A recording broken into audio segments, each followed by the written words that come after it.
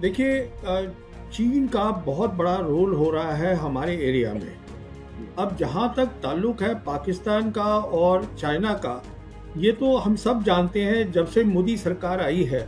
सबसे पहली बार ये हुआ है इंडिपेंडेंस के बाद कि आज हमारे दोनों बॉर्डर जो हैं वो लाइव हैं। दोनों के दोनों बॉर्डर, ऐसे पहले कभी नहीं हुआ। फिर हमने ऑपरेशन सिंदूर में, जैसे आपने बताया, और इस बात को मैं पहले भी बहुत देर से दोहरा रहा हूँ और मैं ये भी बता रहा हूँ कि देखिए, जब हमने 370 हटाया था तब से चीन और पाकिस्तान ने ट्रेनिंग बहुत ज़्यादा शुरू कर दी थी। मैं तब से बोल रहा हूँ कि आप पाकिस्तान से लड़ाई नहीं कर रहे हैं, आप वन फ्रंट रीइंफोर्स्ड वॉर लड़ेंगे। इसका मतलब चीन उसकी पूरी मदद करेगा बिना हाथ दिखाए हुए। वही हमने ऑपरेशन सिंदूर में देखा। 4 दिन में स्पेस की कैपेबिलिटीज और भी बहुत कैपेबिलिटीज है जिसमें उन्होंने पूरा उनका साथ दिया। अब ये कहना कि 80% जो है वो हथियार आता है उनके पास, ये बेबुनियाद बात है। बेबुनियाद इसलिए है, हमारे पास भी तो हथियार आता है, रशिया से आता है, इजराइल से आता है, फ्रांस से आता है, अमेरिका से आता है। इसका मतलब नहीं होता। देखिए, सबसे इम्पोर्टेंट बात जो मैं बताना चाहूंगा आपके दर्शकों को ऑपरेशन सिंदूर की, वो ये है, हिंदुस्तान और पाकिस्तान के बीच में जो हवाई युद्ध होगा वो सबसे इम्पोर्टेंट है। और उस हवाई युद्ध में हमने देखा 2 बातें हुई। पहली बात, उनके जो पायलट्स थे उन्होंने अच्छी क्षमता दिखाई। देखिए, आप सामान खरीद सकते हैं और 6 महीने में ला के उसको लगा सकते हैं, पर पायलट की क्षमता बनाने में सालों साल लगते हैं। इसका मतलब वो तैयारी तभी से कर रहे थे जब आपने 370 हटाई। यही मैं कह रहा था, ये पहली बात है। दूसरी बात यह है कि अब जो हमारा सैन्य वो हवाई युद्ध हुआ उसके बारे में अब सरकार बात ही नहीं करना चाहती है, जबकि सबको पता है दुनिया में क्या हुआ, कितनी हमारा नुकसान हुआ, कितने एयरक्राफ्ट गिरे, सब चुपचाप बैठ गए हैं। तो आप बाकी कुछ भी बोलते रहिए, वो मेन चीज है।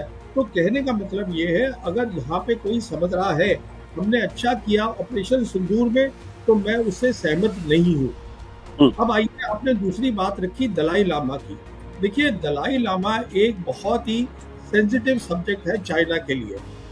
मैं आपको ये बताना चाहता हूँ कि, और ये मैं इसलिए बता रहा हूँ आपके दर्शकों को, कि जो पहले यूएस प्रेसिडेंट थे जो बाइडेन, उन्होंने जून 2023 को एक इंटरव्यू दिया था CNN को, फरीद ज़कारिया को।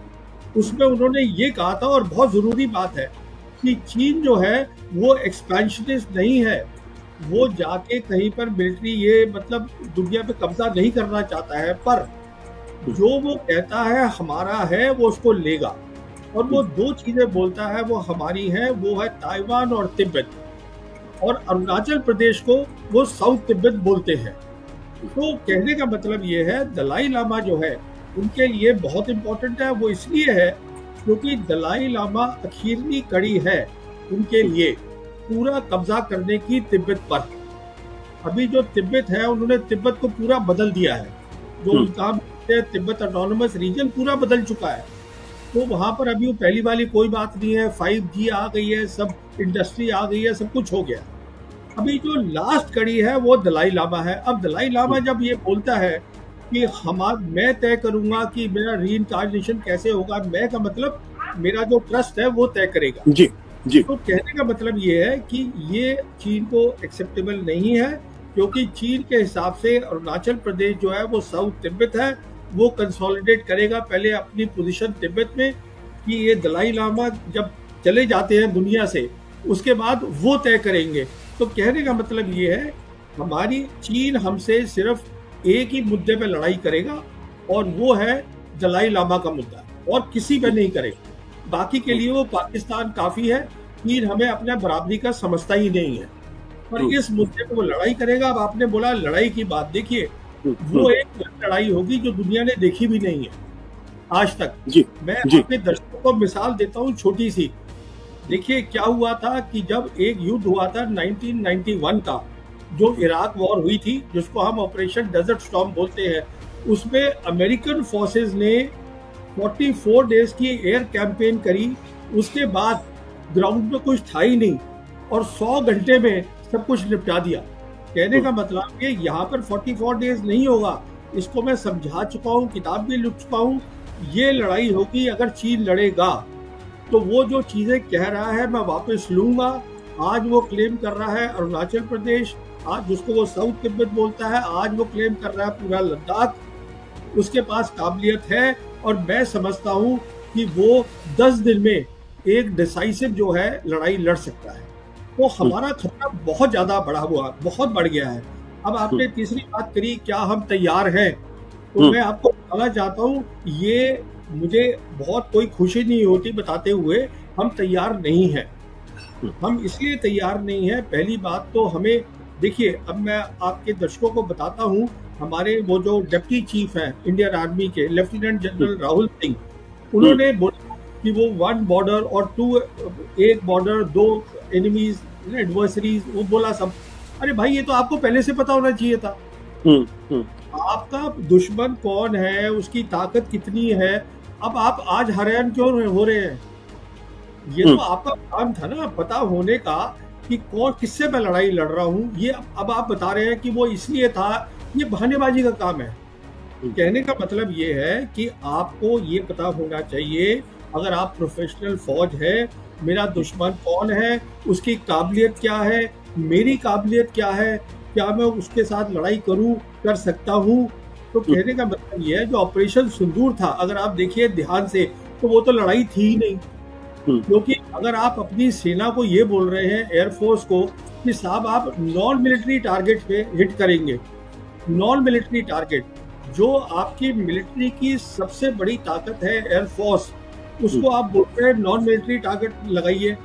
उधर से हमारे एक है वो नेवी के एडवाइजर इंडोनेशिया में, वो जो कैप्टन है एक शिव कुमार, उनका फिर बयान आया कि साहब वो जो एयरफोर्स है उनको बताया गया था, हमारा इसलिए नुकसान हुआ कि आप एयर डिफेंस पे भी नहीं मारेंगे, आप मिलिट्री इंस्टॉलेशन पे नहीं मारेंगे, सिर्फ नॉन मिलिट्री पे करेंगे। किसी भी एयरफोर्स के अफसर को पता है, जब आप हवाई की लड़ाई करते हैं, सबसे पहले एयर डिफेंस सिस्टम जो होता है दुश्मन का, उसको अटैक करते हैं, क्योंकि उससे सबसे बड़ा खतरा होता है। अगर ये आप हिदायत दे रहे हैं, तो आप लड़ाई कर ही कहाँ रहे हैं? तो ना तो आपके पास लड़ाई आप करना चाहते हैं, आप अच्छा, उसके बाद आप फौरन बोल रहे हैं कि हम एस्केलेशन नहीं चाहते। अरे बाबा, अगर आप दूसरे मुल्क में घुस के उनके अंदर मिसाइल फेंकेंगे, तो वो क्या रिटेलिएट नहीं करेंगे? सोचने की बात है। तो आप कुछ करना भी चाहते हैं, नॉन मिलिट्री में करेंगे, एस्केलेशन नहीं करेंगे। आपको पता नहीं है आपका दुश्मन कौन है, चीन है, पाकिस्तान है, क्या है, उसकी काबिलियत क्या है, आपकी काबिलियत क्या है, तो आप मुझे बता दीजिए कैसे करेंगे आप। आपने एक और सवाल उठाया, जो फॉक्सकॉन की बात करी, और आपने ये रेयर अर्थ की बात करी। देखिए, बात ये है कि चीन जो है आज दुनिया का सबसे बड़ा मैन्युफैक्चरिंग नेशन है, ये अब दुनिया सब मानती है, प्रेसिडेंट ट्रम्प भी मान रहे हैं, और सारी सप्लाई चेन जो है वहाँ पे शुरू होती है। अब हमने तय कर लिया है, अब चीन के समझ में आना शुरू हो गया है कि हम नॉर्मल रिलेशन नहीं करना चाहते चीन के साथ। मैं तो यहाँ तक कहूँगा, एक कारण कि प्रेसिडेंट शी जिनपिंग अभी ब्रिक्स में नहीं गए ब्राजील की, वो ये भी हो सकता है कि मोदी को मिलने की जरूरत नहीं है। ये भी मेरे हिसाब से एक कारण है। बट प्रवीण जी, भारत सरकार तो लगातार ये कह रही, देखिए ऑपरेशन सिंदूर के दौरान हमारा जो निर्भरता थी उसने काम किया, देखिए ब्रह्मोस ने काम किया। अब ये प्रश्न इस बात को लेकर ये है कि भारत सरकार अगर आत्मनिर्भरता की बात करती, तो क्या हमारी डिफेंस में आत्मनिर्भरता उस स्थिति तक पहुंचती जहां हम चीन का मुकाबला कर सके? आप चीन को तो बिल्कुल ही छोड़ दीजिए, चीन एक अलग क्लास पे है। आपने बात करी ब्रह्मोस की, प्लीज आप ये बात समझिएगा, ब्रह्मोस आपका सिस्टम नहीं है। ब्रह्मोस एक जॉइंट सिस्टम है, और उसकी जो इम्पोर्टेंट कंपोनेंट्स हैं आज भी रशिया से आते हैं। S-400 जो है वो रशियन सिस्टम है। जो आपका आकाश है जिसकी बारे में बात हो रही है, मैं आपको ये बताना चाहता हूँ, ये आकाश वो प्रोजेक्ट है जो 1984 में अब्दुल कलाम ने और prime minister Mrs Indira Gandhi ने as part of the missile program उसको किया था। तो ये इसका जो फ्रेमवर्क और जो सोच है, मैं सिर्फ ये बताना चाहता हूँ, वो 50 साल से पुरानी है। आप कितनी भी इम्प्रूवमेंट कर लीजिए, कहने का मतलब ये है कि जब तक आप R&D में पैसा नहीं डालेंगे, और उसमें पैसा डालना होता है, टाइम लगना होता है, ये रातों रात आत्मनिर्भरता नहीं हो जाती। अभी जैसे आप खुद ही बोल रहे थे, एयर चीफ कह रहे हैं कि मेरी जो 42 स्क्वाड्रन की वो है सैंक्शन है, हालत बहुत ख़राब है, बहुत नीचे हो गया है, 2 फ्रंट मुझे संभालने हैं। वो कह रहे, अब बात चल रही है कि अब हमको इंटरम में, बीच के पीरियड में, अभी आमका कहीं नहीं आ रहा है, वो जो 5th जनरेशन है हमारा, उसके इंटरम में हम F-35 लें अमेरिका से कि रशिया से हम Su-57 लें, इसकी बातचीत भी चल रही है। क्योंकि सवाल ये है, आत्मनिर्भरता एक नारा है, आप ये समझिएगा। मैं आपके किसी भी एक्सपर्ट से इसको डिस्कस करने के लिए तैयार हूँ। वो एक नारा है, जिस दिन मुझे दिख जाएगा इस पे रिसर्च हो रही है, पैसा डाला जा रहा है, एक टेक्नोलॉजी प्लान है। देखिए, आप जब भी कोई काम करते हैं, आप एक प्लान बनाते हैं कि ऐसी क्या चीज़ है मेरे दोनों दुश्मनों के पास जो मेरी प्रायोरिटी होनी चाहिए। यहाँ पे अब जैसे ड्रोन देखा सबने, वो ड्रोन के पीछे सब भाग गए, वो आपकी प्रायोरिटी नहीं है। आपकी प्रायोरिटी है इलेक्ट्रॉनिक वॉरफेयर, आपकी प्रायोरिटी है साइबर, आपकी प्रायोरिटी है स्पेस। वो आप नहीं करेंगे क्योंकि वो दिखता नहीं है, वो वर्चुअल डोमेन्स है। आप देख रहे हैं कि साहब गन चाहिए, आप बताइए मुझे 30 टन की गन आप कौन से वहां पे लेके चले जाएंगे हाई एल्टीट्यूड में चीन के खिलाफ। मैं ये कहने का मतलब ये है, देखिए मुझे खुद अफसोस होता है, मैं चाहता हूँ हमारी सेना बहुत तगड़ी हो। अभी हालत ये है, सेना की काबिलियत है नहीं ज़्यादा और हमारी असेसमेंट्स गलत है। वो आपने लेफ्टिनेंट जनरल राहुल सिंह को ही सुन लिया है। और जहाँ तक दुश्मन है, दुश्मन आज चीन वो है एक देश जो अमेरिका को टक्कर दे रहा है। आप समझिए आपने कहाँ कहाँ दुश्मनी बनाई है। और अगर आपको तरक्की करनी है, उसका एक ही रास्ता है, आपको शांति का रास्ता ढूंढना पड़ेगा और वो हो सकता है आप करना नहीं चाहते। आप मुझे ये बताइए, पाकिस्तान आपका कैसे बन गया दुश्मन? अभी जब ये मोदी सरकार नहीं आई थी, पिछली सरकार तो उनसे बात कर रही थी, प्राइम मिनिस्टर वाजपेयी उनसे बात कर रहे थे। तो कहने का मतलब ये है, जब सरकार आती है तो दुश्मन बनते हैं नए। हमें देखना है, एक फॉरेन पॉलिसी ऐसी बनानी है जिसमें पीस हो, हमारी डेवलपमेंट हो। ना आपका दुश्मन चाइना है, ना पाकिस्तान है, ना आपका दोस्त अमेरिका है, ना इजराइल है। हर मुल्क अपना अपना देख रहा है, तो आपको भी अपना देखना है। अगर आप आज बात शुरू कर देंगे पाकिस्तान के साथ, वो बार बार आपसे कह रहा है कि मेरे से बात करिए आप पानी के ऊपर, ट्रेड के ऊपर और कश्मीर के ऊपर, तो आप बात तो करिए। अब आप कश्मीर पे तो बात ही नहीं करना चाहते हैं बिल्कुल। अब आप कहते हैं सब कुछ नॉर्मल हो गया है। आप प्लीज जाइएगा वहां पर कश्मीर में, पता करिए खुद क्या सब कुछ नॉर्मल हो गया है। होता तो वहां से आप फौज निकाल लेते, वो आप निकाल नहीं पाए आज तक। कहने का मतलब ये है आशुतोष जी कि दुश्मन कोई नहीं होता कि चीन उसकी मदद कर रहा है, इसकी कर रहा है। वो तो शी जिनपिंग आए थे यहाँ पर अक्टूबर 2019 में, प्राइम मिनिस्टर मोदी को मिले थे महाबलीपुरम चेन्नई में। तब उन्होंने कहा था हमें ट्रायंगुलर पीस करनी चाहिए जिसमें चीन भी हो, पाकिस्तान भी हो और हिंदुस्तान भी हो, जिससे कि इस पूरे एरिया का डेवलपमेंट हो। वो आप करना नहीं चाहते हैं क्योंकि आप ये दिखाना चाहते हैं आप बहुत ताकतवर हैं। अब सवाल ये, अच्छी बात है, ताकतवर बनना, पर पहले बन तो लीजिए। दिक्कत ये है, वो ये कह रहे हैं कि आप हमसे कश्मीर में बात करिए। आप भी जानते हैं 2007 और 2008 में जब मुशर्रफ थे वहाँ पर रूलर और यहाँ पे थे हमारे मनमोहन सिंह जी, उस समय पूरा उनका प्लान बन चुका था पीस का, वो 4 पॉइंट फॉर्मूला है उसका। और उन दिनों कोई आतंकवादी नहीं हो रहे थे हमले। जब ये काम चल रहा था कुछ भी नहीं हो रहा था उन सालों में। तो अब सवाल ये है, वो कश्मीर में बात करना चाहते हैं, आप करना नहीं चाहते। वो ये प्रॉक्सी वॉर चलाते हैं। आप में सैन्य क्षमता नहीं है उनको डराने की। अगर आप में आज वो ताकत होती है, देखिए ये 2-3 अलग अलग इशू है, इनको मिक्स करने की जरूरत नहीं है। प्रॉक्सी वॉर जो है वो एक मिलिट्री इशू है, उसके लिए आपको सैन्य ताकत बनानी है। और वो इसलिए कर रहे हैं क्योंकि वो कहते हैं कश्मीर पे बात करो। जब आप कर रहे थे उनसे कश्मीर पे बात 2006 और 8 के बीच में, कोई आतंकवादी हमले नहीं हुए, आप चेक कर लीजिए। अब सवाल ये है, अगर आप ये कह रहे हैं कि अब कश्मीर का मुद्दा ही हल हो गया, हमें सिर्फ पीओके लेना है और हमें कुछ नहीं करना है, तो सवाल ये है फिर आप ताकत बनाइए अपनी मिलिट्री ताकत। अगर आपकी बन जाएगी वो बंद कर देगा। तो ये जो है ये 3 स्टेप में काम होना है। पहला स्टेप ये है, हमें पीस चाहिए रीजन में। तो जैसे वो बताया गया था, हमें पीस चाहिए चीन के साथ, पीस चाहिए पाकिस्तान के साथ, और दोनों मुल्क तैयार हैं। चीन हमारे साथ नॉर्मल रिलेशंस करना चाहता है, हम नहीं करना चाहते। अगर आप पहले तो शांति कर लीजिए, अगर आप शांति कर लेंगे तब क्या है, तब टाइम होता है अपनी रिसर्च को सॉर्ट आउट करने में। उसके लिए फिर आप पूरी एक टेक्नोलॉजी पॉलिसी बनाइए।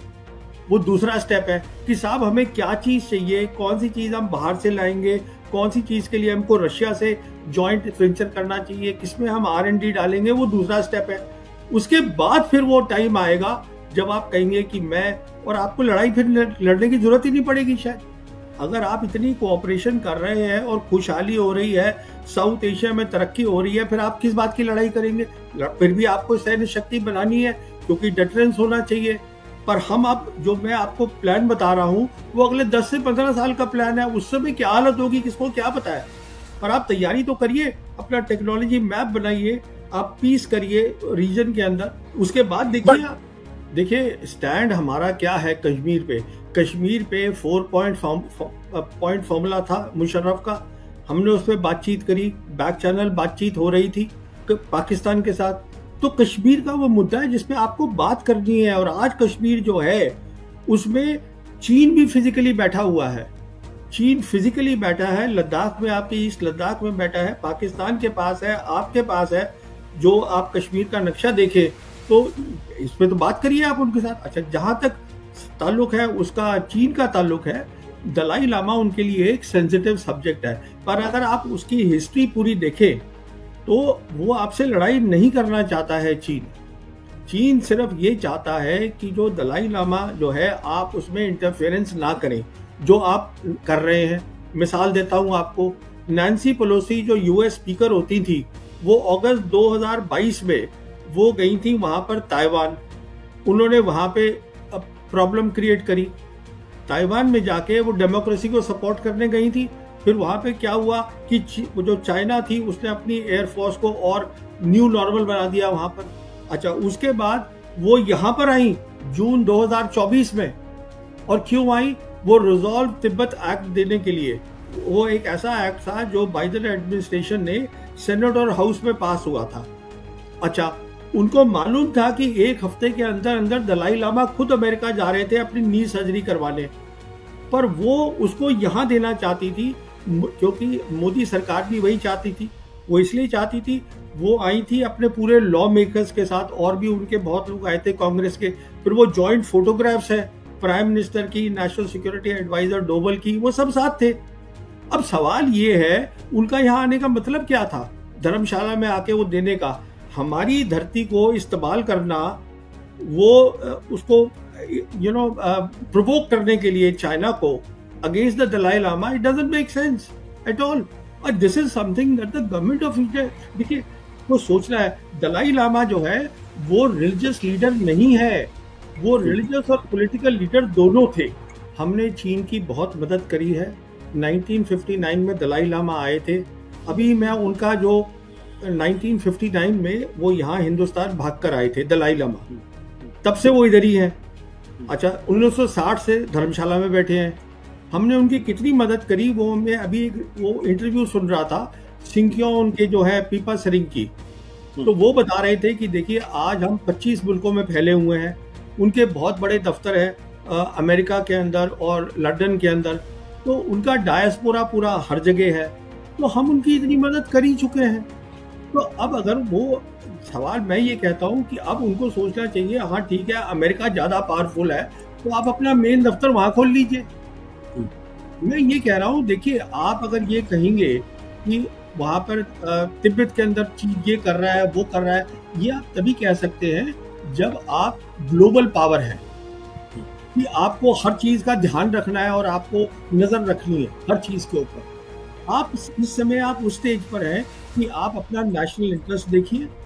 आपके 80 करोड़ लोग गरीब हैं, बहुत खाने को उनके पास नहीं है। आपकी जो सैन्य क्षमता है वो ठीक नहीं है, आपके खतरे बढ़ गए हैं। ये आपके मुद्दे होने चाहिए। ये कहाँ से मुद्दा है कि वो चीन वहां तिब्बत में कर रहा है, ये तो मुझे समझ में नहीं आया। हम उनकी बहुत मदद कर चुके हैं, अब वो भी अपना खुद मदद करे, अपना देखे कहाँ उनको दफ्तर बनाए, जाके लंदन में जहाँ जो उनका मेन दफ्तर है वहां बना ले। ये कह रहा हूं मैं आपसे। मैं ये कहना चाहता हूं, आज आप प्रेसिडेंट ट्रंप को देख लीजिए, हमारे स्ट्रेटेजिक रिलेशंस हैं उनके साथ। हमने एक बहुत बड़ा जॉइंट स्टेटमेंट इशू करी जब प्राइम मिनिस्टर गए थे फरवरी इसी 2025 में। अभी वो रोज हमें धमकाते रहते हैं कि मैं 10% लगा दूंगा तो ब्रिक्स के मेंबर हो, अब मैं इतना लगा दूंगा। हम उनके साथ 500 बिलियन डॉलर का ट्रेड करना चाहते हैं 2030 तक। तो वो प्रैक्टिकल नहीं है क्या? वो तो दुनिया की ताकत है, हम कौन सी ताकत है उनके सामने? कहने का मतलब ये है कि देखिए, आपके दर्शकों को मैं ये बताना चाहूँगा, हम उस कगार पे इस समय खड़े हैं जहाँ हमारे पास अपॉर्चुनिटीज हैं तरक्की करने की। आप इधर उधर करके दूसरों के उसमें ना जाएं, आप अपना मसला देखें जिससे आपका जो देश हो वो पीसफुल रहे, वो तरक्की करे। आपके इंटरनल मसले इतने, आप उन्हीं को संभाल लीजिए, वही बहुत है।